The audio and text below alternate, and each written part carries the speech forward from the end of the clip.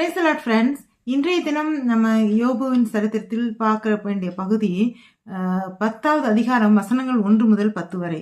இதில் ஓரளவுக்கு, அதாவது யோபு முதல்ல இருந்தே கொஞ்சம் கடவுளை குற்றப்படுத்தக்கூடாது, கேள்வி கேட்கக்கூடாது அப்படின்றதெல்லாம் அதிலெல்லாம் ரொம்ப கிளியராக தான் இருக்கிறாரு. ஆனால் ஒரு கண்டிஷனுக்கு மேலே அவரே தன்னால் he can control himself to asking the God, எதுக்கு நீங்கள் இப்படி பண்ணுறீங்க?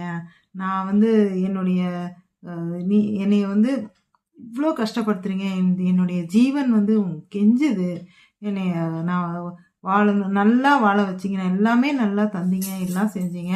ஆனால் இப்போ இவ்வளோ இவ்வளோ பெரிய தண்டனை மாதிரி நீங்கள் என்னை குற்றவாளியாக்கி என்னுடைய நீதியை இப்போ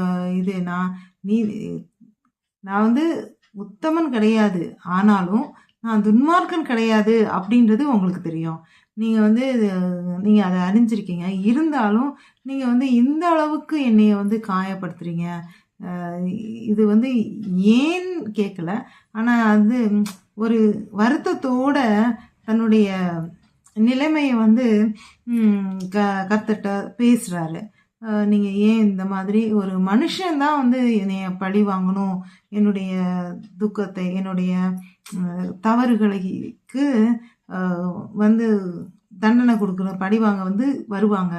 அப்படி வர்ற அளவுக்கு உங்களுடைய கண்கள் மனுஷனோட கண் மாதிரியா இருக்கு, என்னைய இந்த அளவுக்கு துக்கப்படுத்துறீங்க, இந்த அளவுக்கு நான் கஷ்டப்படுறேனே அப்படின்னு சொல்லி கர்த்தர்ட்ட ஒரு இதை கேள்வின்னு சொல்ல முடியாது, ஆனால் இது தன்னுடைய ஆதங்கத்தை கர்த்தரிடம் நேராக வெளியிடுறார்.